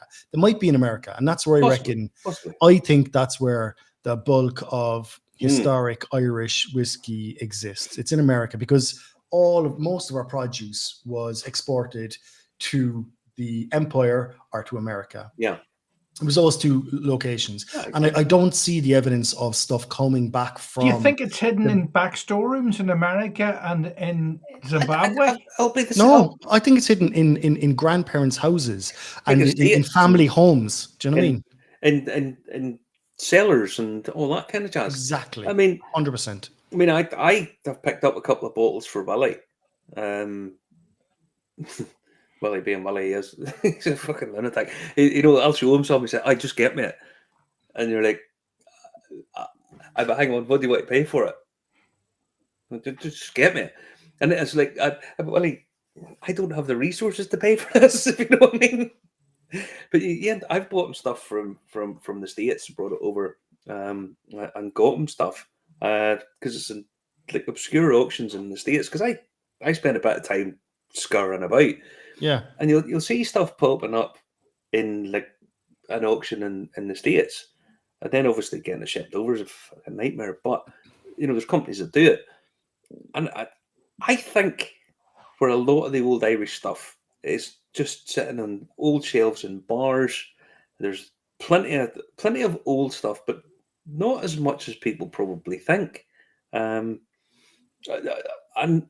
just that ability to taste something, you think of it, you're drinking something, from the 1890s, that's before the First World War, that's just, I love it. Something like magical about that. Something that magical to about history, 100%. Yeah, that's it. Like, it's that connection to that time, what was happening around then, and to sit and think and taste those flavors and taste taste an agricultural product from 140 years ago at this stage. Do you know what I mean? If I'm opening a bottle from 1895, I mean, what was that? Was a 7 or 8 year old liquid? What was the barley harvested in the 1880s? I mean, it's mind blowing. It's mental to think, Absolutely. Like it was like 30 years after the famine. That's the historical context. The American Civil War had just kind of, it's like, it's mental. You're thinking, I don't know. There's just something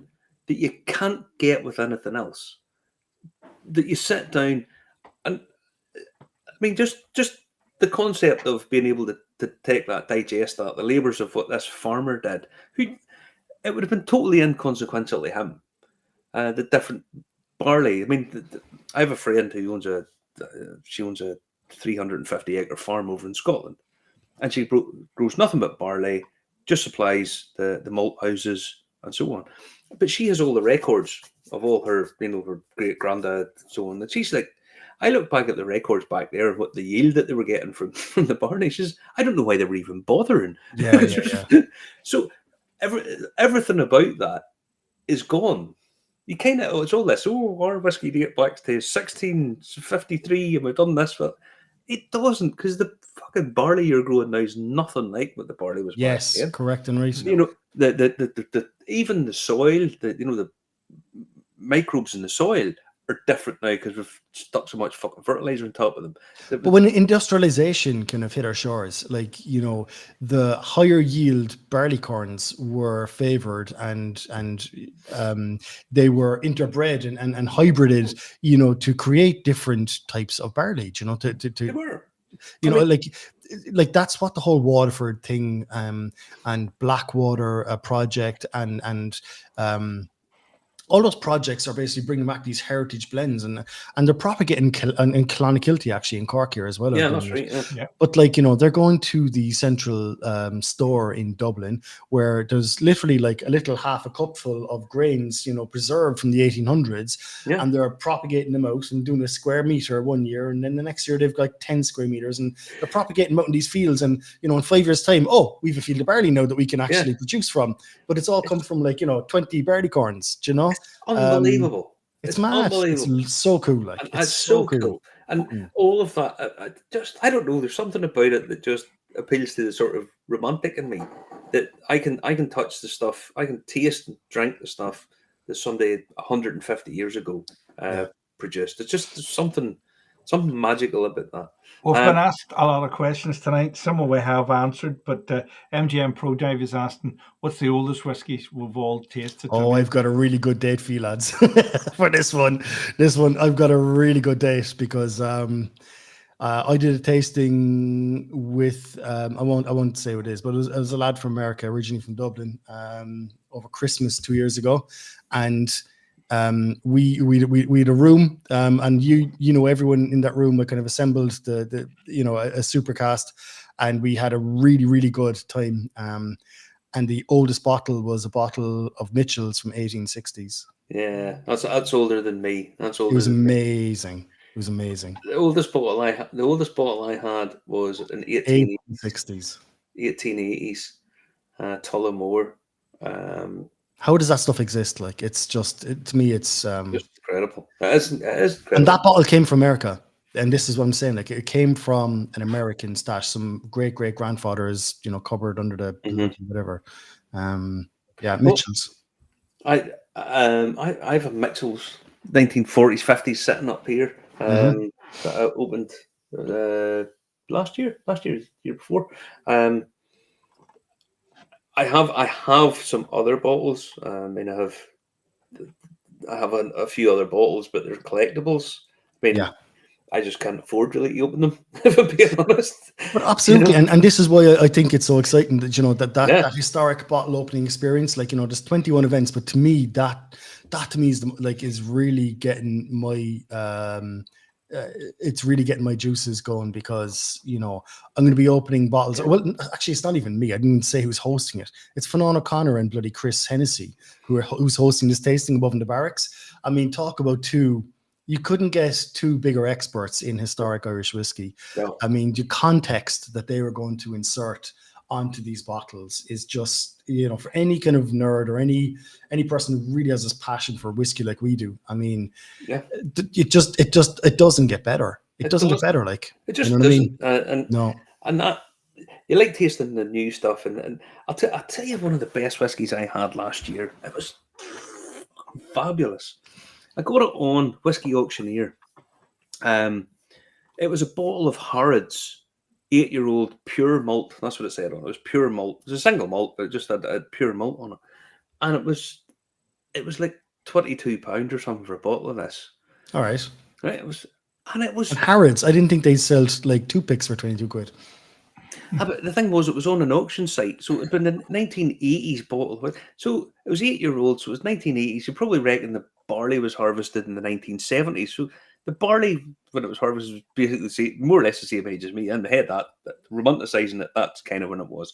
But it was just out of this world good.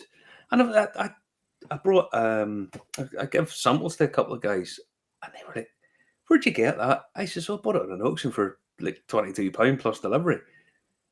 Fuck, that's fabulous. I know, that's why I keep looking to bring me up another couple of them bottles. Yeah. But it's just, again, it's just that idea that I can taste stuff and compare, where were they and where are we now? What's the difference? What is it textural? What were they looking for in a whiskey that we're not looking for now, or what we're looking for that they weren't, and so on and so forth. And just being able to do that is the appeal of whiskey, if I'm being totally honest. Tasting older whiskey is just, I mean, it's such a privilege, because most people can't afford to. And I'm actually going to pour a wee drop there for myself. And this as you can see there, is like it's a sample bottle, but it's this is from Middleton, and I did a podcast there a couple of weeks ago, and Dave McCabe, my master blender of Middleton, sent me up a sample pack from the blending lab. One of them he sent me up to.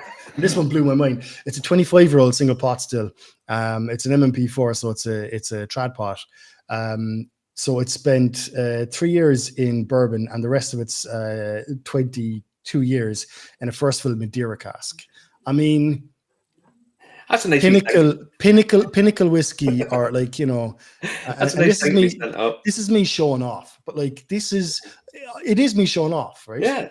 But this exists. Yeah. Like, this isn't, you can't buy this, but it exists on the island in a distillery, and this can be released. You know, like there's more of this. This isn't like this is a 500 ml lagging, but there is a lot more of this, and this is what Bushmills and Middleton have kind of stashed, and Cooley even, you know.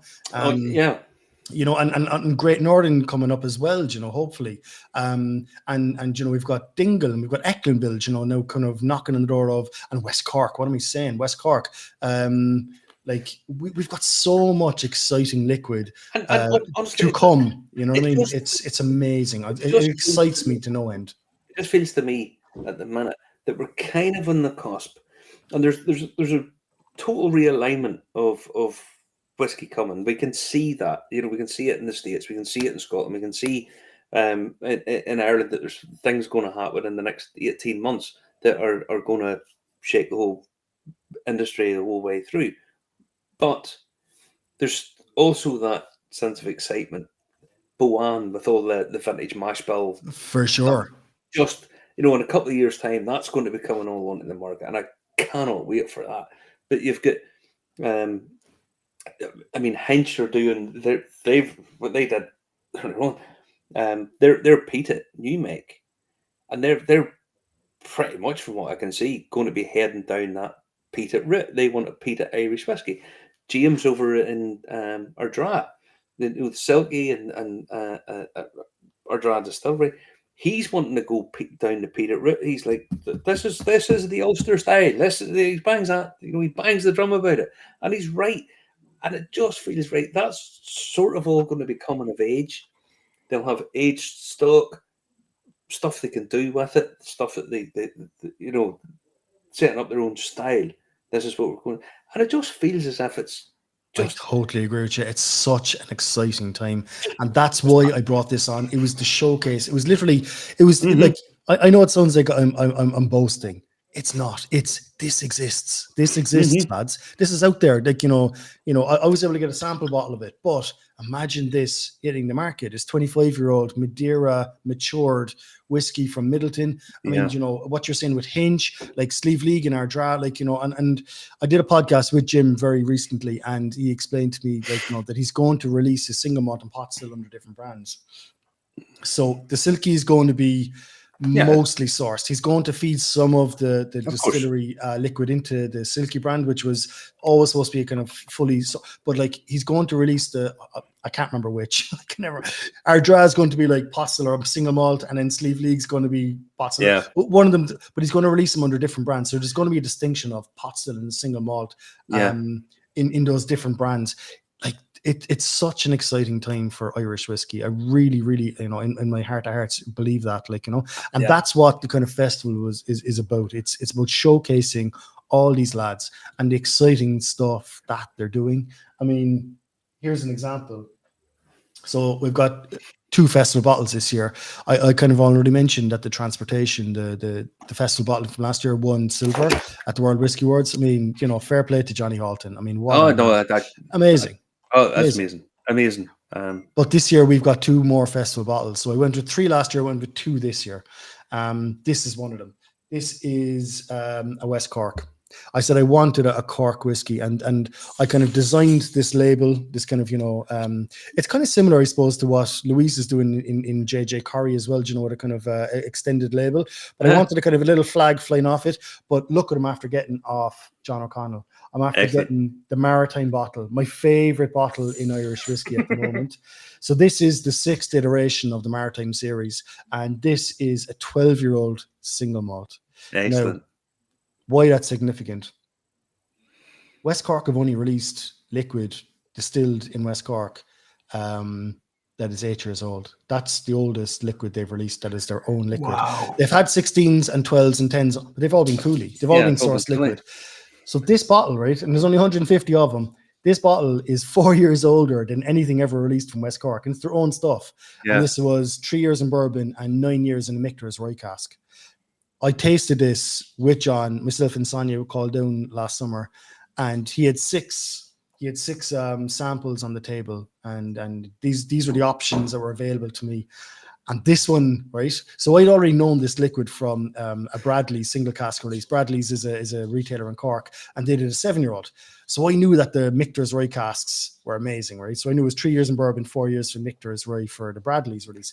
And I kind of went down there with a kind of an idea in my head. And this was the first one that he basically put across the table.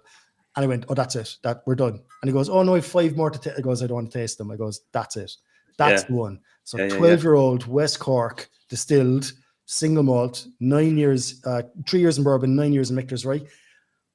I'm telling you now, this is really cool and exciting. Like, you know, I'm really, really excited about this. And this is the only other kind of maritime bottle release kind of being done. So those kind of special things excite me to know. Yeah. I'm not joking. Honestly, I love it.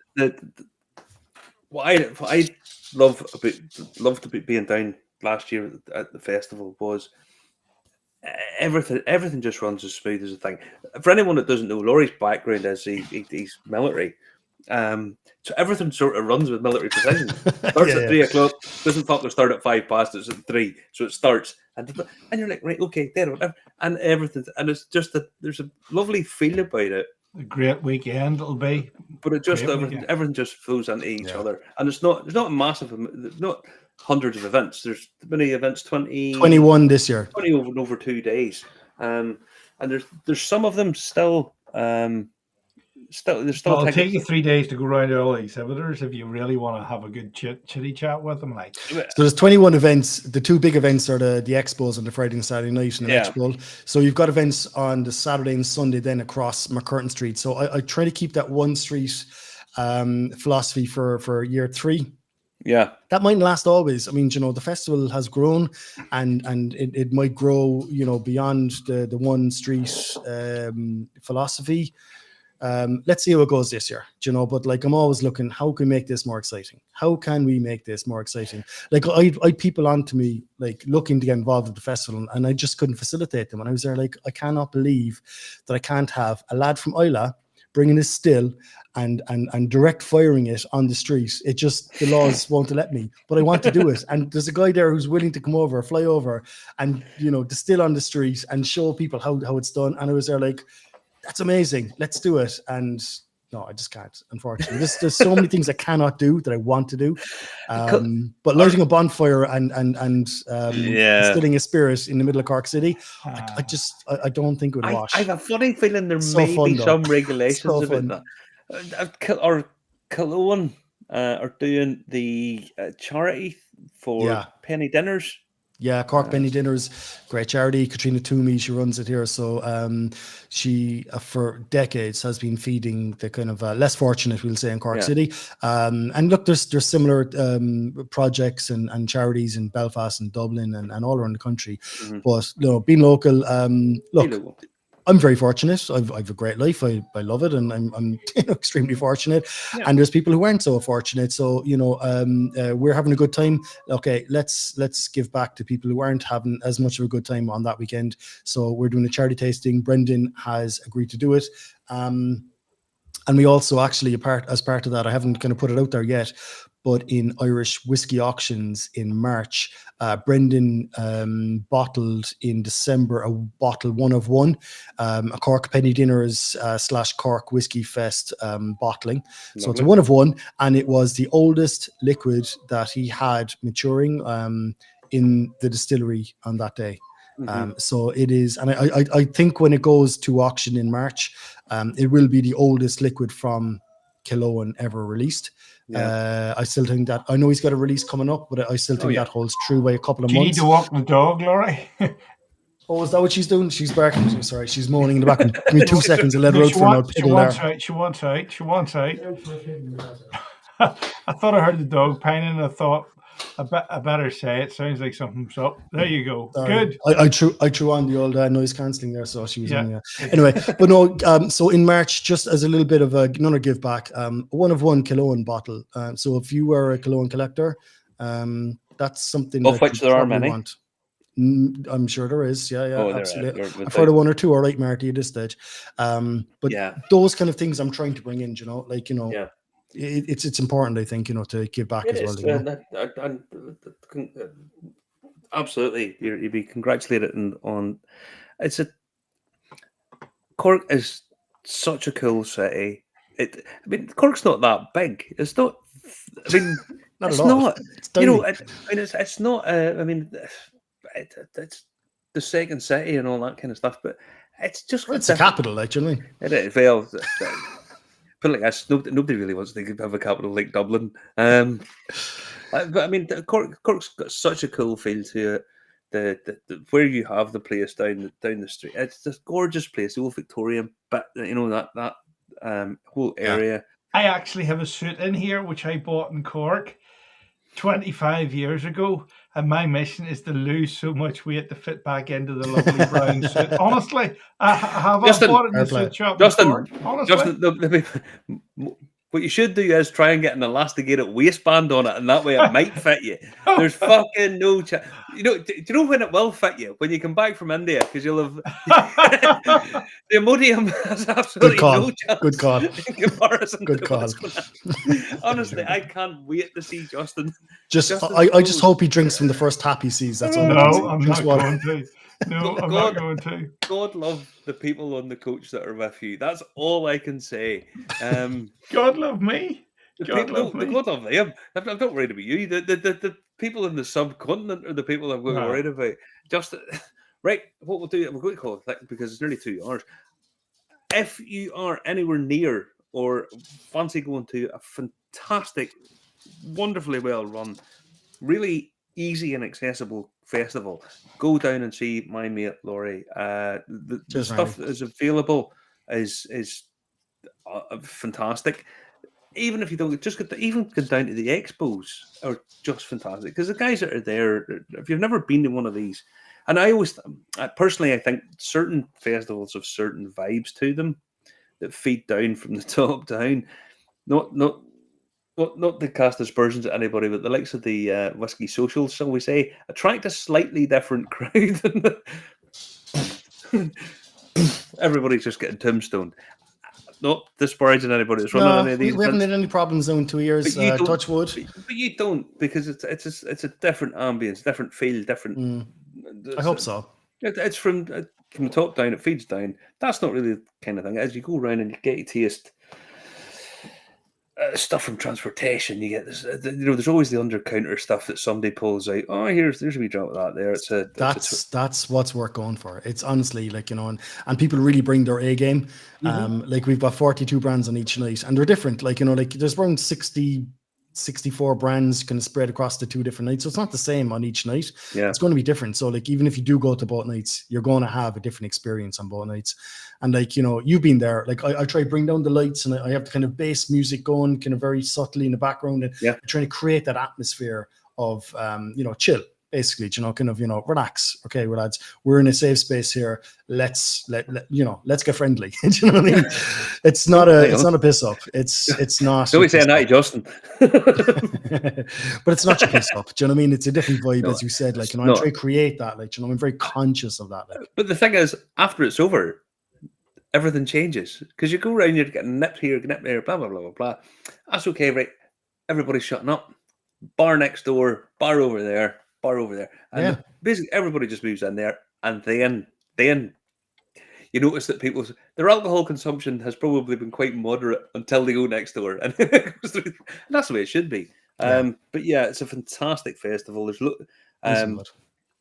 some great events still available. And even just get down. Cork's a wonderful city. It really is. Cork and Belfast are my 2 favorite cities on the island, and I have no shame in saying so. They are in my mind, Belfast.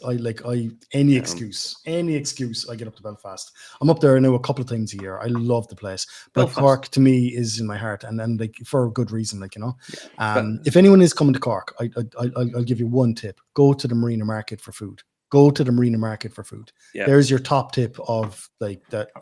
If you're coming to Cork, go to the Marina Market. Yeah. 40 artisanal specialist food vendors in the old Ford car factory. I mean, it's so cool. I've been there. I need to stay awake to eat 40 meals. What do you mean a week? Oh, good. You could do them in a fucking early morning. You wouldn't even need them. You wouldn't even need them midday. You got 40 meals in you, and still never fit inside that suit. I will one day when I'm dead. There you go. About 3 months after you get the cancer diagnosis, you'll be fit in it. That's the only chance. Terrible. Folks, wish Justin luck. Make sure you have enough Imodium with you, Justin. Make sure. Bottled water, Justin, is your friend. Bottled water is your friend. And no caps off. I know that. There you go. When are we back? We're not back next week. We can't be back next week because Justin's away getting derobed in an ashram and dipped in the Ganges or whatever it is. All right. And but we'll be back the week after. All right. Honestly, it's always a pleasure to talk to you, buddy. Yeah, no, absolutely, bud. I know that I can't get down to the festival this year because I was looking forward to seeing you. But honestly, if anybody's wanting to go to a fantastic festival, it's well laid out. Everything's it works. Blah blah blah. We even have an app this year. Even have an app. That's right. So even if you get kind of lost or whatever, you can actually go onto the app. You can see all the events, but there's a map on there, so it'll actually bring you to where, just in case you don't know where to find the event on. We have an app and everything. So good. Honestly, so go down, get yourself down to Cork. It's a wonderful place with a great festival, fabulous host, and enjoy yourselves, guys. We're on 2 hours instead of the normal one. We haven't been here for weeks, so like half an hour. Happy days. Happy days.